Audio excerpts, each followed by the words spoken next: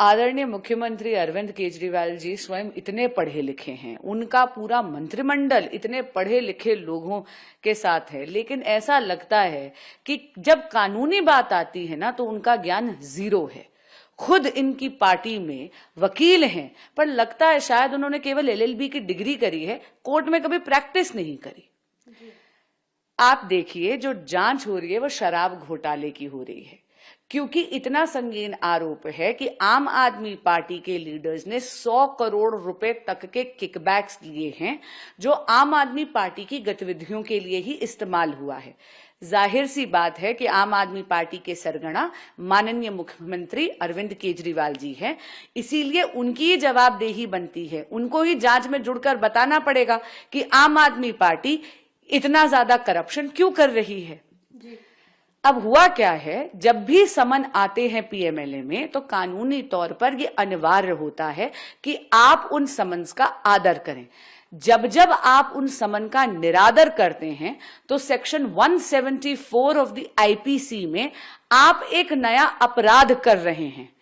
अरविंद केजरीवाल जी जो माननीय मुख्यमंत्री हैं दिल्ली के, उन्होंने 8 समन्स का निरादर करा है। ये जो याचिका ईडी ने फाइल करी है कोर्ट में, ये केवल इसके लिए है कि 174 आईपीसी में अपराध बन रहा है अरविंद केजरीवाल जी के खिलाफ। इस प्रोसीडिंग का कोई लेना देना नहीं है इस बात से कि ईडी का समन लीगल है या इल्लीगल है। यहां तो केवल यह देखा जाएगा कि 174 आईपीसी में अरविंद केजरीवाल जी ने जब जब समन्स का निरादर करा है, क्या उनको ये सजा मिलनी चाहिए या नहीं मिलनी चाहिए।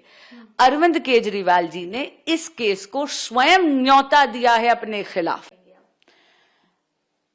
आदरणीय मुख्यमंत्री अरविंद केजरीवाल जी स्वयं इतने पढ़े लिखे हैं, उनका पूरा मंत्रिमंडल इतने पढ़े लिखे लोगों के साथ है, लेकिन ऐसा लगता है कि जब कानूनी बात आती है ना तो उनका ज्ञान जीरो है।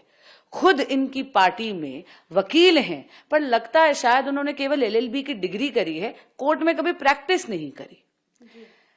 आप देखिए जो जांच हो रही है वो शराब घोटाले की हो रही है, क्योंकि इतना संगीन आरोप है कि आम आदमी पार्टी के लीडर्स ने 100 करोड़ रुपए तक के किकबैक्स लिए हैं, जो आम आदमी पार्टी की गतिविधियों के लिए ही इस्तेमाल हुआ है।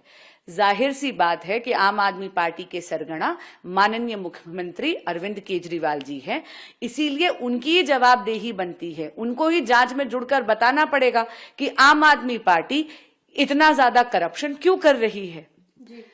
अब हुआ क्या है, जब भी समन आते हैं पीएमएलए में तो कानूनी तौर पर ये अनिवार्य होता है कि आप उन समन्स का आदर करें। जब जब आप उन समन का निरादर करते हैं तो सेक्शन 174 ऑफ द आईपीसी में आप एक नया अपराध कर रहे हैं। अरविंद केजरीवाल जी जो माननीय मुख्यमंत्री हैं दिल्ली के, उन्होंने 8 समन्स का निरादर करा है। ये जो याचिका ईडी ने फाइल करी है कोर्ट में, ये केवल इसके लिए है कि 174 आईपीसी में अपराध बन रहा है अरविंद केजरीवाल जी के खिलाफ। इस प्रोसीडिंग का कोई लेना देना नहीं है इस बात से कि ईडी का समन लीगल है या इल्लीगल है। यहां तो केवल यह देखा जाएगा कि 174 आईपीसी में अरविंद केजरीवाल जी ने जब जब समन्स का निरादर करा है, क्या उनको ये सजा मिलनी चाहिए या नहीं मिलनी चाहिए। अरविंद केजरीवाल जी ने इस केस को स्वयं न्योता दिया है अपने खिलाफ।